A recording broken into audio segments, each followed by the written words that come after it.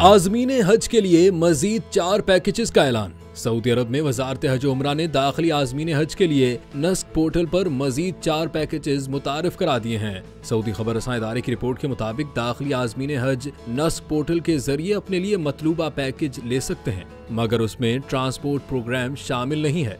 Reports के मुताबिक नस्क portal पर वजारत हज उम्रा ने रवां बरस अंदरून मुमलिकत से आज़मीन के लिए जिन 4 पैकेजेस का ऐलान किया है, उनमें वादी मिना की खैमा बस्ती में रिहाइश का पैकेज 10,366 रियाल से शुरू किया गया है। दूसरा पैकेज इकोनॉमिक खैमों का है, जिसकी कीमत 8,092 रियाल से शुरू होती है, जबकि तीसरा जमरात टावर्स का है, जिसकी कीमत 13,150 रियाल और चौथे पैकेज की कीमत 12,537 रियाल है। ये कदाना टावर्स का है, इसमें कैटरिंग का ऑप्शन मौजूद है, ताहम तमाम पैकेजेस ट्रांसपोर्ट प्रोग्राम के बगैर हैं।